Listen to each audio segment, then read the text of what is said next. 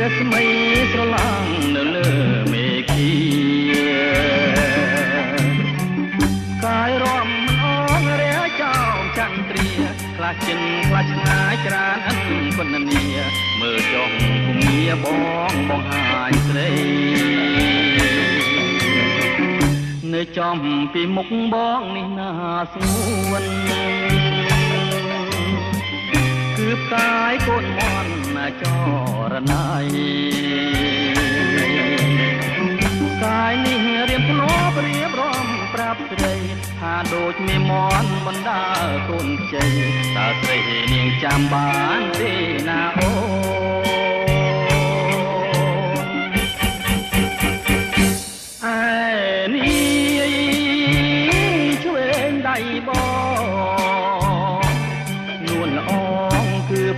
ក្រពើណាស្រស់ស្រីស្ងួន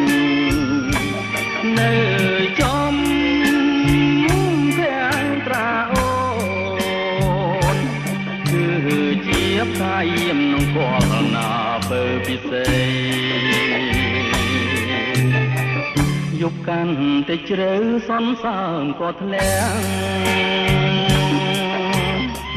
ឆោមស្រងវល់លាំងទួយហាងរទេអូនណាយល្មមអូនគេហើយណាត់ថ្លៃគេងកាយភ្លើបងបងនឹងភ្នំបីជាងបំពីស្រីឲ្យអូនគេង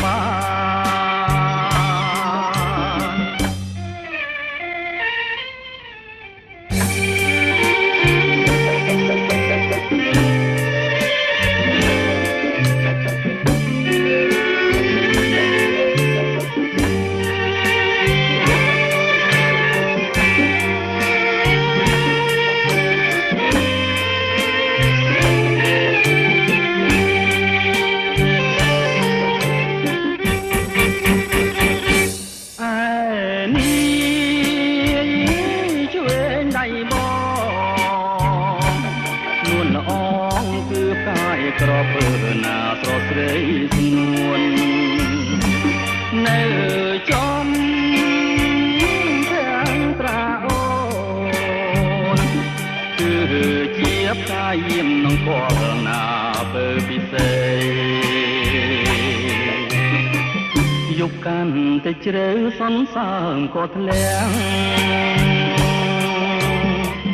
ឆោមស្រងវល់លាំងត្រួយហាងរទេ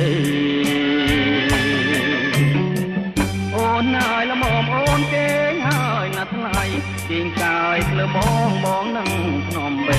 ច្រៀងបំពីស្រីឲ្យអូនគេងបាន